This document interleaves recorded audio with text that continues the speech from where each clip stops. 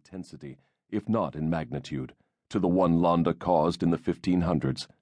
The bloodbath that could have been avoided if Londa had never begun his inquisition, or else if he had been the professional he claimed to be and had actually accomplished his hateful job.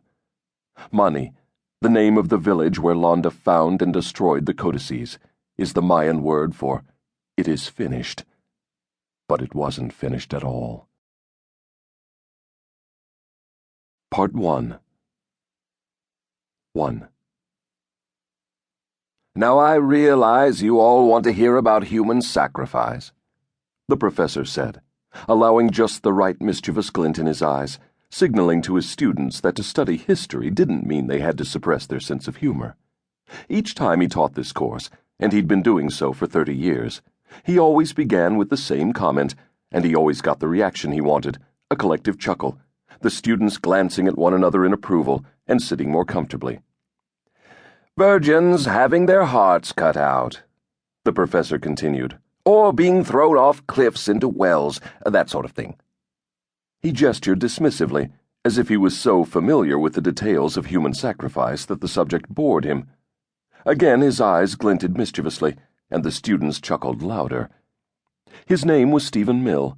He was 58, short and slender, with receding gray hair, a thin salt-and-pepper mustache, square-framed, wire-rimmed bifocals, and a brown wool suit that gave off the scent of pipe smoke.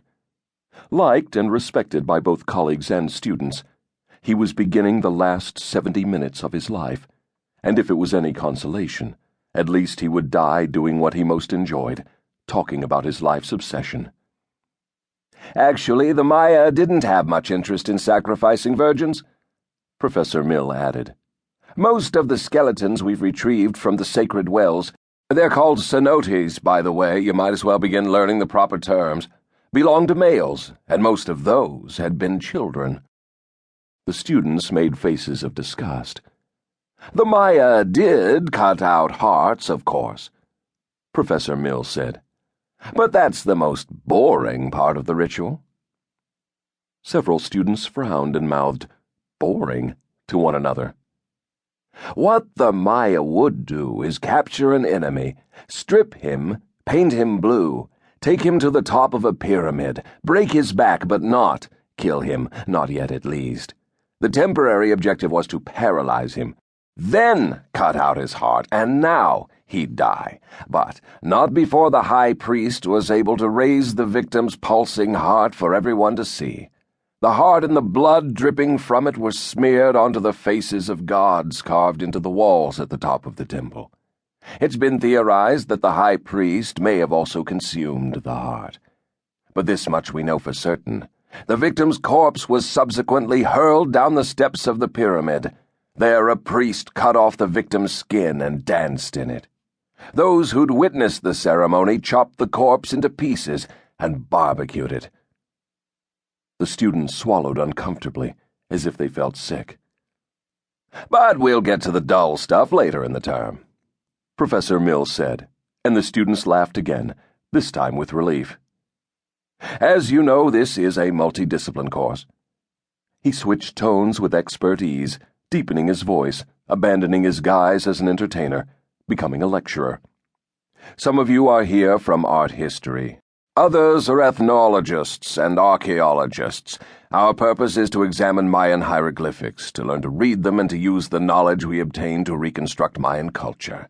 Please turn to page 79 of Charles Gallenkamp's Maya, The Riddle and Rediscovery of a Lost Civilization. The students obeyed and immediately frowned at a bewildering diagram that looked like a totem pole with 2 descending columns of distorted, grimacing faces, flanked by lines, dots, and squiggles. Someone groaned. Yes, I realize the challenge is daunting, Professor Mill said. You're telling yourselves that you can't possibly learn to read that maze of apparently meaningless symbols, but I assure you, you will be able to read it, and many others like it. You'll be able to put sounds to those glyphs, to read them as if they were sentences. He paused for dramatic effect, then straightened. To speak the ancient Mayan language. He shook his head with wonder. You understand now what I meant. Stories about human